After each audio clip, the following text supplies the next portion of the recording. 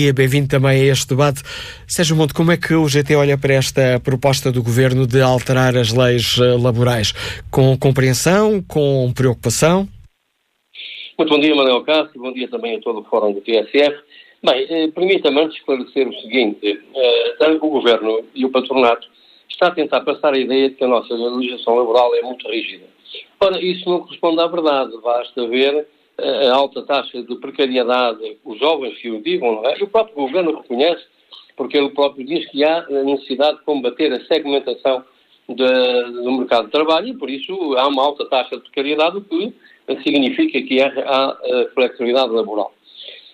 Agora, nós estamos a pronunciar sobre intenções do Governo que ainda não estão traduzidas em propostas concretas e daí pode haver alguma confusão. Relativamente à lei da greve. A lei da greve assumiu agora esta importância e esta discussão porque aconteceu a greve da CP, mas a greve da CP não existiram serviços mínimos e daí haver aqueles grandes contratempos que de facto as greves provocam, porque também vamos lá pôr as coisas nos seus devidos termos. Se uma greve não é para causar transtornos, então tenha-se a coragem de dizer que se quer acabar com a lei da greve. Uma greve causará sempre transtornos. E a nossa lei da greve foi devidamente regulamentada ao longo de muitos anos. Eu lembro-me ainda, e há muita gente que se lembra, a greve era, portanto, emitido pré-aviso com 5 dias ou 3 de antecedência e não havia serviços mínimos. Entretanto, definiram-se o que eram setores destinados à satisfação de necessidades sociais impreteríveis e esses setores têm que meter um pré-aviso com 10 dias úteis de antecedência, precisamente para que os setores envolvidos possam aturar os efeitos da greve, e há serviços mínimos que são definidos, no caso dos privados, por despacho conjunto do Ministério do Trabalho e do Ministério da Tutela do setor em questão, e no caso do setor público é definido por um tribunal arbitral. Portanto, para nós, já o dissemos, é uma linha vermelha que não contará com o nosso acordo em sede de concertação social. O Governo dá uma centralidade que nós realçamos à concertação social, mas neste particular nós entendemos que a lei da greve está devidamente regulamentada já há muitos anos. Houve aqui uma questão pontual de não haver serviços mínimos e foi isso que disputou esta questão. Relativamente a outras matérias que o Governo quer pôr em cima da mesa, porque estas matérias são novas, por exemplo, a aquisição de férias, a lei da greve, o pagamento do subsídio de férias e de Natal e do 10º, são matérias que nunca estiveram em cima da mesa da concertação social e já havia um grupo de trabalho que o Governo tinha constituído no âmbito da concertação social para discutir alterações ao Código de Trabalho. Isto são novidades que, aliás, já agora também convém referir, não contavam sequer do programa eleitoral dos partidos que agora suportam o Governo. Daí que nós, no GT, gostamos de pronunciar sobre propostas escritas, concretas, para, eventualmente, também não elaborarmos no resto. Mas esta da lei da greve, como digo, para nós é negociável. Mas receiam que exista, de facto, aqui uma tentativa de acabar com este direito dos trabalhadores? Sim, porque, Manuel Cássio, com o devido respeito, eu não sei o que é que há para regulamentar mais. As necessidades sociais interpretativas estão definidas.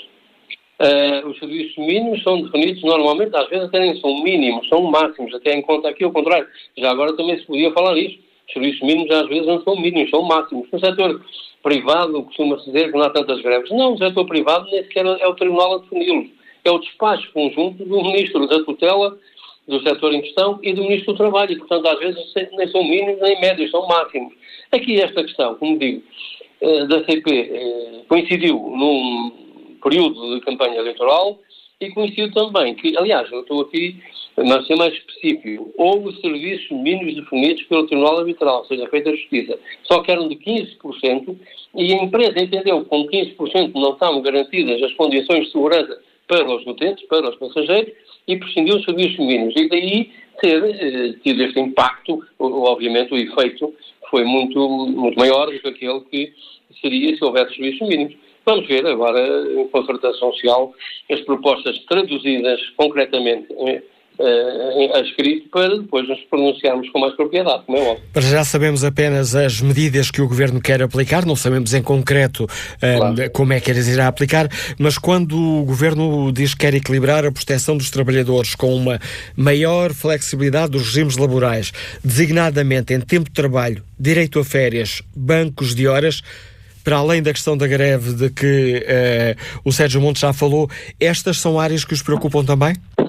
Sim, são áreas que se preocupam. Vamos lá ver, o Banco de Horas está instituído legalmente, no Código de Trabalho permite que ele seja constituído pela negociação coletiva, porque, obviamente, o Banco de Horas poderá ter configurações diferentes, setor para setor, de empresa para empresa, e através da negociação aquilo deve ser definido.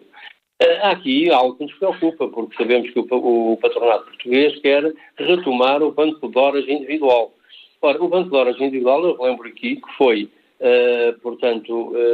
acabou, foi revogado por um acordo que existiu em sede de concertação em 2019, em que todas as confederações patronais o assinaram. E, portanto, o Banco de Horas para nós também é uma matéria fechada, porque, quanto a isso, o Banco de Horas individual permite toda a série, toda a forma de pressão sobre os trabalhadores. Relativamente à outra questão, que também tem a ver com o horário de trabalho, com o tempo de trabalho, que é a aquisição de férias, também estamos à espera da proposta traduzida por escrito, porque se for interpretado linearmente que os trabalhadores podem comprar férias até um determinado número de dias, há aqui uma discriminação que se acentua desde logo, que é o facto de haver trabalhadores com salários que não permite de maneira nenhuma comprar um dia de férias que seja, haver trabalhadores que eventualmente com um salário mais elevado poderão comprar, mas também nos parece que por aqui incentiva a que na negociação coletiva as empresas não deem mais dias de férias, portanto restringam esse direito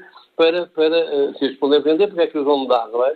E, portanto, nós o que propomos ao Governo desde já é que, neste particular, retome o conceito da majoração de férias, portanto, indexada à assiduidade, que aí sim já existiu e foi revogada no tempo da Troika, e é uma das medidas que nós estamos fartos de reivindicar para que seja retomada.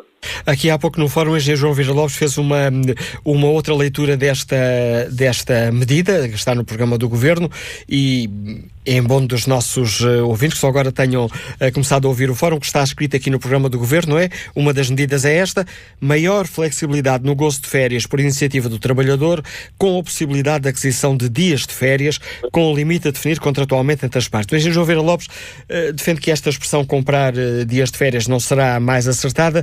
Devemos olhar para esta medida como períodos adicionais de descanso sem remuneração? Pois, nós temos que, como eu digo, não havendo uma proposta escrita, é sempre muito difícil estar aqui a analisar apenas as intenções.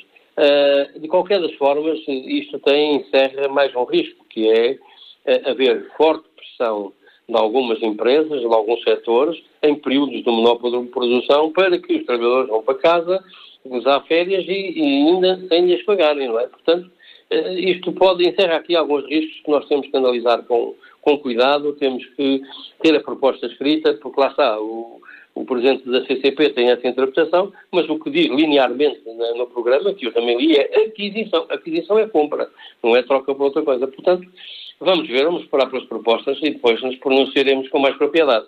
Obrigado, Sérgio Montes, seja adjunto da União Geral de Trabalhadores, aqui numa primeira leitura a estas medidas que estão incluídas no programa do Governo.